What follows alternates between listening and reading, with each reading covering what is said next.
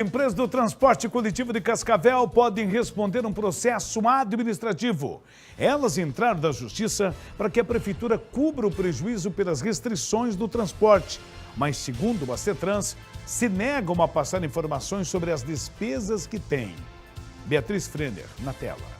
De acordo com a Companhia de Trânsito de Cascavel, os problemas em negociações entre município e as duas empresas que operam o transporte coletivo começaram logo depois do início da pandemia, quando a prefeitura fez um decreto para a redução do número de pessoas no transporte coletivo para evitar aglomerações. Naquela época que apenas os serviços essenciais, assim como ainda acontece hoje, mas era mais restritivo, apenas as pessoas que trabalhavam no setor da saúde e também em segurança pública podiam utilizar o transporte coletivo. Isso reduziu drasticamente o número de pessoas dentro dos ônibus, ou seja, também teve uma redução drástica na receita arrecadada pelas empresas. Elas tiveram um prejuízo e recorreram ao município para que fizesse a cobertura desses valores. Nós não negamos, nunca negamos, mas nós solicitamos que eles apresentassem para nós os custos reais que eles estavam tendo no transporte. Até porque reduziram o número de passageiros, reduziram o número de veículos, reduziu o valor do combustível. E pedimos para eles apresentarem, inclusive com a totalidade dos funcionários, para que não houvessem demissões.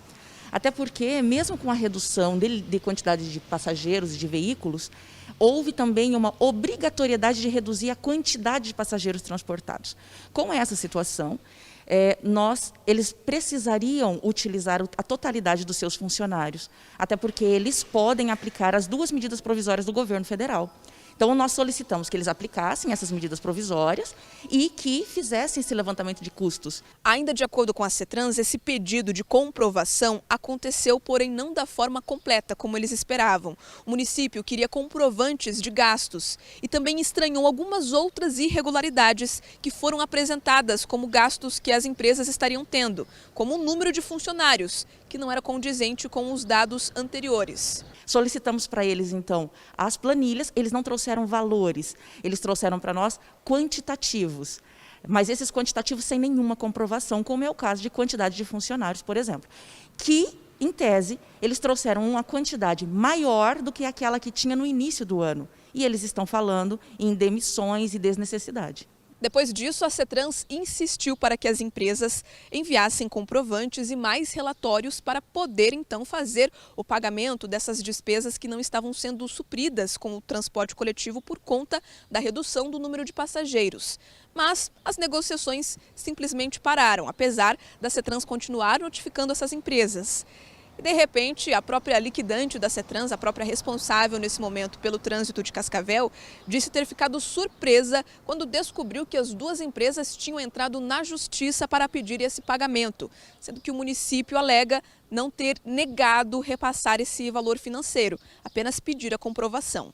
Eles não trouxeram a documentação para comprovar e entraram na justiça. Nós não sabíamos. Eu fiquei sabendo ontem, através dos órgãos de imprensa, que eles haviam entrado na justiça. Particularmente, eu acho que seria muito mais simples se eles trouxessem a comprovação dos custos que eles dizem que têm. A partir de agora, o município deve instaurar um processo administrativo para avaliar essa conduta das duas empresas. Um outro processo administrativo também deve ser aberto para tratar uma outra conduta das empresas que operam o transporte coletivo de Cascavel. Há alguns dias, imagens circularam pela internet dos ônibus lotados, mesmo com um decreto para que haja uma redução dentro dos coletivos. Para o município, as empresas não estão obedecendo esse decreto e, mesmo assim, transportando os passageiros que não teriam, talvez, ali direito a utilizar o transporte nesse momento de pandemia, já que o município liberou que vans façam o transporte destes passageiros.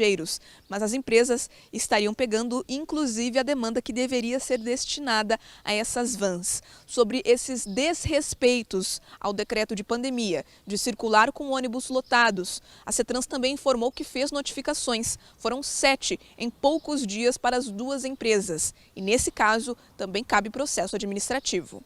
Isso tudo nós já encaminhamos notificação e deve ser tomadas medidas também. Encaminhamos também para o COI, né, que é o comitê que toma as decisões em relação às liberações, às medidas de contenção.